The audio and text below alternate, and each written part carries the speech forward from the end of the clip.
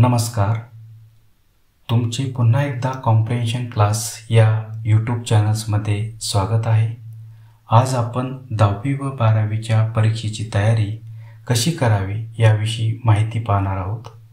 10वी व 12वीची परीक्षा ही प्रत्येक विद्यार्थ्याच्या करिअरमधील एक महत्त्वाचा टर्निंग पॉईंट असतो.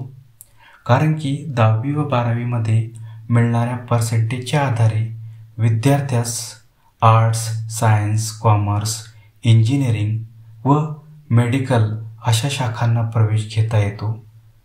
विद्यार्थी मित्रांनो, कोणत्याही नोकरीसाठी अप्लाय करण्यासाठी जेव्हा आपण बायोडेटा तयार करतो तेव्हा त्यामध्ये एज्युकेशनल क्वालिफिकेशन्समध्ये 10वी व 12वीमधील पर्सेंटेज अगदी सुरुवातीलाच घ्यावे लागते. तसेच कोणतीही नोकरी देताना एम्प्लॉयर विद्यार्थ्याच्या 10वी व 12वीची टक्केवारी लक्षात घेऊनच एम्प्लॉयमेंट देत असतो. याचाच अर्थ असा की नोकरी मिळवण्यामध्ये सुद्धा 10वी व 12वीचे पर्सेंटेज यांना अनन्यसाधारण महत्त्व आहे. जर 10वी व 12वीमध्ये चांगले पर्सेंटेज विद्यार्थ्यांनी प्राप्त केले तर विद्यार्थ्याला सुद्धा चांगला आत्मविश्वास प्राप्त होतो व त्या आत्मविश्वासाच्या बळावर विद्यार्थी पुढील उच्च शिक्षणामध्ये सुद्धा चांगले पर्सेंटेज मिळवण्याची परंपरा कायम ठेवतो. म्हणून 10वी व 12वीमधील पर्सेंटेज हे आपल्या पुढील उच्च शिक्षणाचा पाया असतो. विद्यार्थ्यांनी 10वी व 12वीमध्ये मिळवलेल्या मार्क्सच्या ॲग्रिगेटचा फायदा विद्यार्थ्यास आयुष्यभर होतो. म्हणून विद्यार्थ्यांनी SSC किंवा HSCमध्ये चांगले मार्क्स मिळवण्यासाठी परीक्षेची पद्धतशीर तयारी करणे अत्यंत आवश्यक आहे. विद्यार्थ्यांनी परीक्षेची तयारी करताना सर्वप्रथम प्रत्येक विषयातील चॅप्टरचा अभ्यास करावा. बोर्डाच्या मागील प्रश्नपत्रिकेचा अभ्यास करून आतापर्यंत कोणत्या चॅप्टरवर मास्टर क्वेश्चन्स, कोणत्या चॅप्टरवर शॉर्ट क्वेश्चन्स, कोणत्या चॅप्टरवर मल्टिपल चॉईस क्वेश्चन विचारले गेले व यापुढे कोणत्या चॅप्टरवर विचारल्या जाऊ शकतात याचा अंदाज घ्यावा. त्यामुळे दिलेल्या पाठ्यक्रमात सर्वात महत्त्वाचे चॅप्टर्स कोणते हे लक्षात येते. मग अशा चॅप्टरवर जास्त लक्ष देता येते. परीक्षेची तयारी करताना वेळेचे नियोजन फार महत्त्वाचे आहे. SSC किंवा HSCमध्ये विद्यार्थ्यांनी टाईमपास करू नये. कारण म्हणतात ना, समय बडा बलवान. आपण म्हणतो टाईम इज मनी, परंतु हे अर्धसत्य आहे. कारण वेळ ही पैशापेक्षा मूल्यवान आहे. कारण गेलेला पैसा आपण पुन्हा मिळवू शकतो, पण गेलेली वेळ मात्र आपण पुन्हा मिळवू शकत नाही. म्हणून विद्यार्थ्यांनी उपलब्ध वेळेचा सदुपयोग करून चांगले गुण प्राप्त करावे. वेळेचे नियोजन करताना समजा परीक्षेला अजून 2 महिने बाकी आहे व एकूण 6 विषय आहे, तर 60 दिवस भागिले 6 म्हणजे एका विषयासाठी 10 दिवस येतात. या दिवसात विद्यार्थ्याने त्या विषयाची संपूर्ण रिव्हिजन व दररोज एक प्रश्नपत्रिका सोडवावी. 10 दिवस संपल्यानंतर लगेच दुसरा विषय सुरू करावा. विद्यार्थ्याने सर्व विषयांना समान न्याय द्यावा. परीक्षेची तयारी करताना उगाच 8 ते 10 तास सतत अभ्यास करणे अपेक्षित नाही, तर जेवढा वेळ तुमचा मूड फ्रेश राहतो अशा फ्रेश मूडमध्ये विषयातील बेसिक कन्सेप्ट्सचे नीट आकलन करून अभ्यास करावा. अभ्यास करताना तो नीट समजावून घेऊन अभ्यास करावा. असे केल्यास अभ्यास करण्याचा कंटाळा व मानसिक ताण येणार नाही. विद्यार्थ्यांनी परीक्षेची तयारी करताना वाचनापेक्षा लिखाणावर जास्त भर द्यावा. कारण म्हणतात एकदा लिहिणे म्हणजे 10दा वाचणे. 10 वेळेस वाचन करून जेवढे आकलन होते तेवढे आकलन एकदा लिहिण्यामुळे होते. विद्यार्थ्यांनी परीक्षेपूर्वी दररोज एक प्रश्नपत्रिका सोडवावी. असे जर तुम्ही केले तर जेव्हा आपण उत्तर लिहितो तेव्हा कोणत्या अडचणी येतात, काय आठवत नाही हे विद्यार्थ्यास समजते. मग अशा अडचणी विद्यार्थी वाचन करून सोडवू शकतो. पेपर सोडवताना ज्या अडचणी येतात त्यासाठी विद्यार्थ्यांनी आपल्या विषय शिक्षकाचे मार्गदर्शन घ्यावे. कारण आपले शिक्षक हे त्या विषयातील तज्ज्ञ असतात.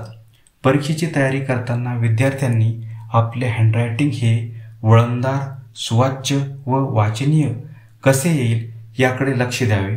कारण पेपरमधील उत्तरलेखनाची भाषा व हँडरायटिंग हे उत्तर लिहिण्याचे एक माध्यम असते.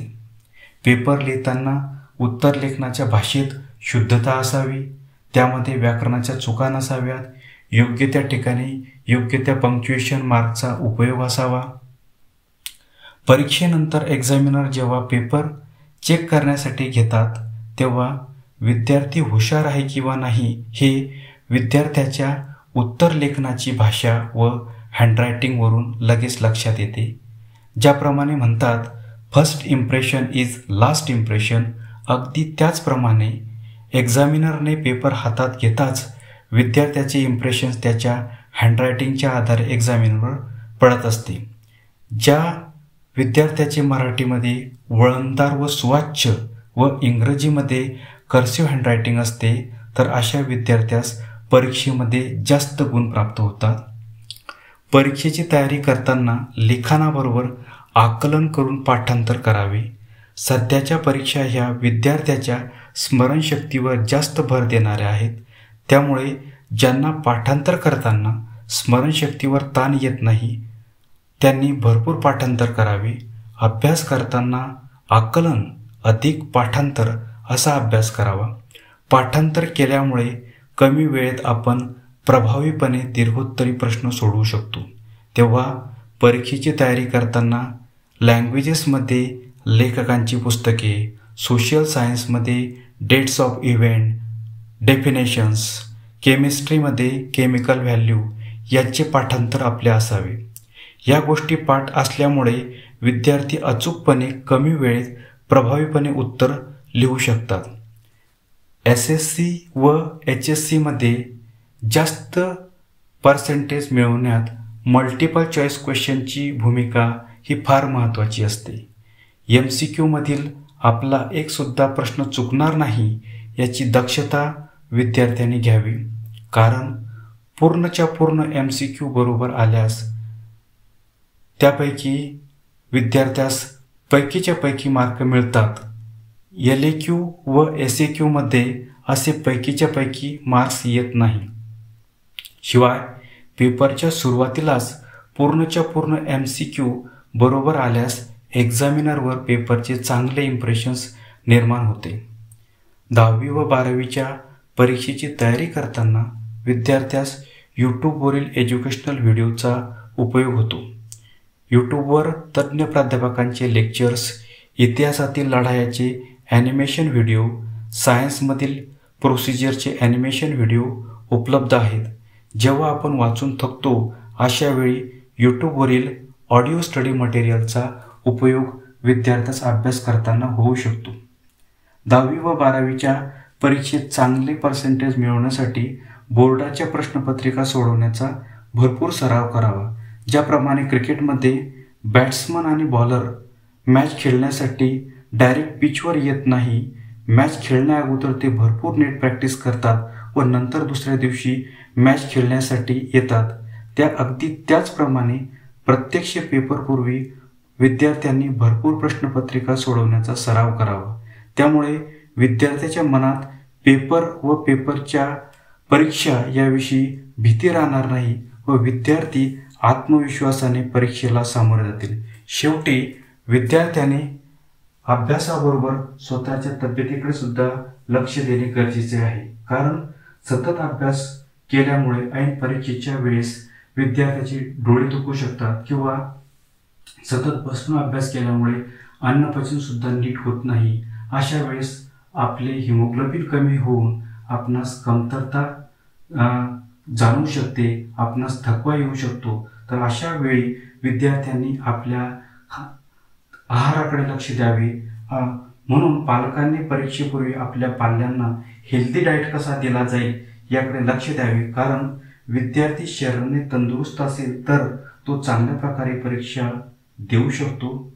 तेव्हा सर्व विद्यार्थ्यांना फेब्रुवारी व मार्चमध्ये होणाऱ्या परीक्षेसाठी best of luck.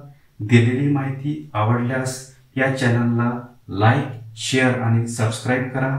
Thank you so much for listening audio.